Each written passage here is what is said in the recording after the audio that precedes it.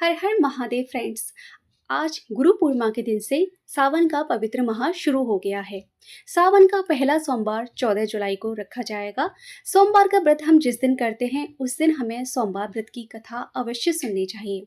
इसलिए आज की इस वीडियो में आपके साथ मैं शेयर कर रही हूँ सोमवार व्रत की कथा। कथा को प्रारंभ करने से पहले फ्रेंड्स, आप सबके साथ एक जानकारी शेयर करना चाहते हो। सावन के महीने में शिव महापुराण कथा सुनने का भी बहुत पुण्य होता है। आप मेरे चैनल पर शिव महापुराण कथा और साथ ही 12 ज्योतिर्लिंग की उत्पत्ति किस प्रकार हुई थी उसकी कथा भी सुन सकते हैं, तो वो वीडियो जाकर आप चैनल पर देख सकते हैं। चलिए शुरू करते हैं सावन के सोमवार की कथा। एक नगर में एक साहूकार रहता था। उस साहूकार के घर में धन धान्य की कोई कमी नहीं थी, किंतु उसके कोई संतान नहीं थी, जिसके कारण वह अत्यंत दुखी रहता था। इसी प्रार्थना को लेकर वह प्रतिदिन भगवान शिव के मंदिर में जाता और वहां दीप प्रज्वलित करता था। एक दिन माँ पार्वती ने भगवान भोलेनाथ से कहा कि भोलेनाथ, ये साहूकार आपका अनन्य भक्त है। यदि इसको कोई कष्ट है तो उसको आपको अवश्य ही दूर करना चाहिए। भोलेनाथ ने कहा कि पार्वती, इस साहूकार के कोई संतान नहीं है, इसी कारण यह अत्यंत दुखी रहता है। पार्वती जी ने कहा कि भोलेनाथ, यदि कोई संतान नहीं है तो आप उसको संतान क्यों नहीं दे देते। भोलेनाथ ने कहा कि पार्वती, इसके भाग्य में कोई संतान नहीं है, इसलिए मैं इसे कोई संतान नहीं दे सकता हूँ। लेकिन माँ पार्वती के बार बार आग्रह करने पर भगवान शिव ने कहा कि मेरी कृपा से इसके एक पुत्र होगा, किंतु वह केवल 12 वर्ष तक ही जीवित रहेगा। भोलेनाथ माँ पार्वती की सब बातें साहूकार ने सुन ली थी। इससे साहूकार को ना तो कोई दुख हुआ और ना ही कोई प्रसन्नता हुई। कुछ समय के बाद साहूकार की पत्नी गर्भवती हुई और उनके घर में एक सुंदर पुत्र का जन्म हुआ। जब वह पुत्र बड़ा होकर 11 वर्ष का हो गया, तब उसकी माता ने अब साहूकार से कहा कि हमें अपने पुत्र का विवाह करना चाहिए।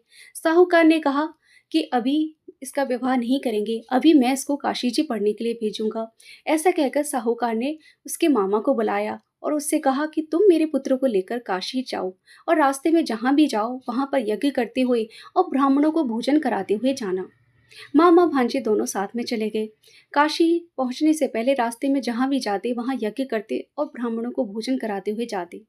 तभी वह एक नगर में पहुंचे। उस नगर के राजा की राजकुमारी का विवाह था, लेकिन जिस राजकुमार से उसका विवाह होना था वह एक आंख से काना था। जब राजा ने साहूकार के बेटे को देखा तो सोचा क्यों ना घोड़ी पर बिठाकर विवाह के आदि सभी कार्य इसी से करा लिए जाए। उन्होंने मामा से कहा कि यदि वह ऐसा करते हैं तो वो उसके बदले उसको बहुत धन देंगे। मामा ये सुनकर तैयार हो गए। विवाह के सारे कार्य संपन्न होने के बाद में लड़के ने जाने से पहले राजकुमारी के चुनरी के पल्लू पर लिख दिया कि तेरा विवाह तो मेरे साथ हुआ है, किंतु जिस राजकुमार के साथ तुमको भेजेंगे वह एक आंख से काना होगा। जब लड़की ने अपने पल्लू पर ऐसा लिखा पाया तो उसने राजकुमार के साथ जाने से इनकार कर दिया और बारात वापस चली गई। अब साहूकार का बेटा और मामा दोनों काशी पहुंचे। एक दिन यज्ञ चल रहा था। जब मामा ने सोचा कि भांजे बहुत देर से कमरे से बाहर नहीं निकला है तो उसने कमरे में जाकर देखा और पता चला कि उसके प्राण नहीं रहे हैं। यह जानकर उसको बहुत दुख हुआ, किंतु उसने सोचा यदि अभी से रोना प्रारंभ कर देगा तो यज्ञ कार्य अधूरा रह जाएगा।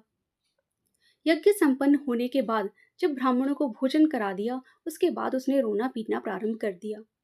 संयोगवश उस समय भोलेनाथ और माँ पार्वती जी उधर से जा रहे थे। पार्वती जी ने पूछा कि महाराज, ये कौन रो रहा है। तब भोलेनाथ ने कहा, यह वही साहूकार का पुत्र है जो मेरे आशीर्वाद से हुआ था। अब इसकी आयु पूरी हो चुकी है। वो माँ पार्वती कहने लगी कि भोलेनाथ, यदि इसे कुछ हो गया तो इसके माता पिता तड़प तड़प कर मर जाएंगे। आपको इसको जीवन दान देना चाहिए। भोलेनाथ ने मना कर दिया, लेकिन पार्वती जी के बार बार आग्रह करने पर भोलेनाथ के आशीर्वाद से लड़का ओम नमः शिवाय कहते हुए पुनः जीवित हो उठा। अब दोनों मामा भांजे प्रसन्नता पूर्वक अपने नगर की ओर लौटने लगे और रास्ते में उसी नगर में पहुंचे जहां साहूकार के बेटे का विवाह हुआ था। राजकुमारी ने साहूकार के बेटे को पहचान लिया। अब राजकुमारी के पिता ने अपनी पुत्री और दामाद को बहुत सारा धन देकर विदा किया।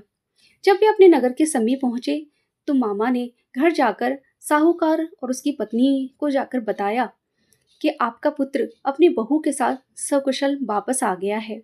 उस समय साहूकार और उसकी पत्नी अपने भवन की छत पर थे उन्होंने यह प्रण रखा था, यदि उनका पुत्र सकुशल वापस नहीं आया तो वे अपने प्राण त्याग देंगे।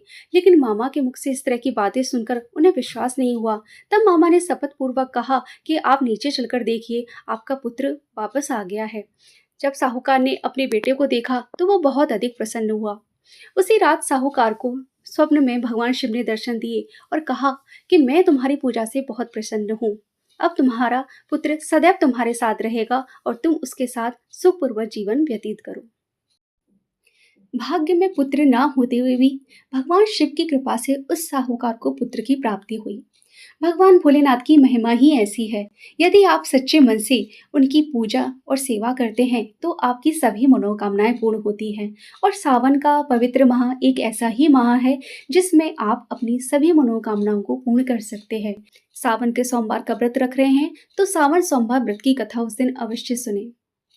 फ्रेंड्स, मैंने आपके साथ ये जो कथा शेयर की है, यदि आपको ये वीडियो पसंद आई है तो प्लीज़ वीडियो को लाइक ज़रूर कर दीजिए और इस वीडियो को ज़्यादा से ज़्यादा ऐसे लोगों के साथ शेयर ज़रूर कीजिए जो सावन के सोमवार का व्रत रखते हैं।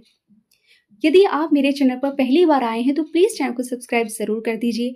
मेरे चैनल पर आने वाले सभी व्रत त्योहारों से जुड़ी हुई कथा, कहानी, पूजा के शुभ मुहूर्त, पूजा की विधि आदि शेयर की जाती है। तो यदि आप ऐसी ही जानकारियाँ प्राप्त करना चाहते हैं तो प्लीज़ इस चैनल को सब्सक्राइब ज़रूर कर दीजिए। और आप सबने फ्रेंड्स इस वीडियो को पूरा देखा है, उसके लिए आप सबका बहुत बहुत धन्यवाद। भोलेनाथ और माँ पार्वती की कृपा आप सब पर सदैव बनी रहे। बोलिए हर हर महादेव और कमेंट में हर हर महादेव लिखना मत भूलिएगा। जय भोलेनाथ।